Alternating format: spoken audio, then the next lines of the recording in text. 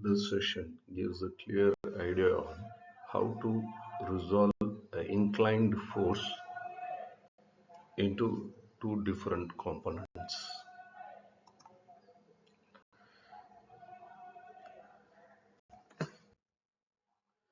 Any inclined force in a xy plane has two components, an x component and a y component.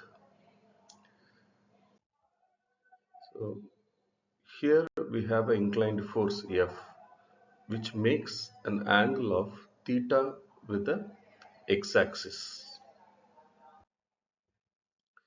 So by using the trigonometric functions, we know that the cos theta of this particular triangle is adjacent side by hypotenuse. Now applying the same to our problem, we can consider the force inclined force F as hypotenuse and the resolved force in x-axis Fx as adjacent side, and the angle made between this F and Fx is theta x. So applying this trigonometric function in this forces, we can say that cos theta x is Fx by F. By rearranging them, we can say Fx is equal to F cos theta x. So now we have found one of the two components of our inclined force F, that is Fx. Now we will work on the other component. So the other component is in y-axis. So we know that the force makes an angle theta with x-axis, and we know that the angle between x-axis and y-axis is 90 degree.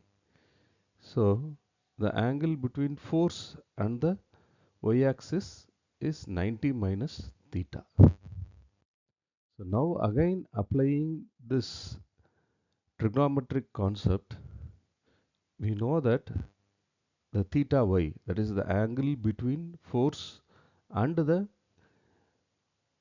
Fy, is 90 minus theta. Now again applying all these functions, we know that we can find that cos theta y is equal to Fy by F, and rearranging it we can say that Fy is equal to F cos theta y.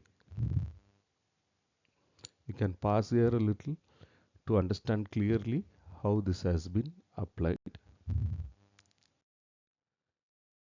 So now the y-axis component of our force is Fy.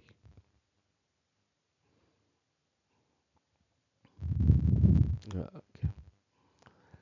Now also we know another trigonometric concept is cos 90 minus theta is sin theta. So this Fy can be written as F sin theta.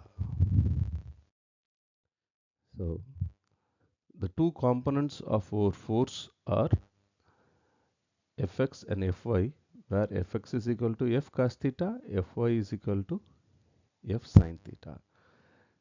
This method of representing the force in two components in cos and sin is easier to remember and apply. Uh, Now we will consider that the forces in the next quadrant. The first we considered them in the positive quadrant. Now we are considering it in x positive and y negative quadrant. So in this case, what we can find by using the same trigonometric concept is Fx is F cos theta and Fy is minus F sine theta because of the negative quadrant. The direction is in the negative side. Now moving on to the next quadrant where both the axes are negative. By resolving the inclined force, the x component is minus F cos theta and the y component is minus F sine theta. Now considering the force to be in the x negative and y positive quadrant, the force can be resolved into x component of minus F cos theta and y component as F sine theta. Now putting all the forces in one slide, we can see that in the positive quadrant, the x component is F cos theta, and taking in the next quadrant, x component is F cos theta again. Similarly, we are taking the x component in the other two quadrant, it is minus cos theta, and y in negative y is minus F sine theta, and y in the positive is plus F sine theta. So from this we can clearly understand how the forces can be resolved and applied in our problems.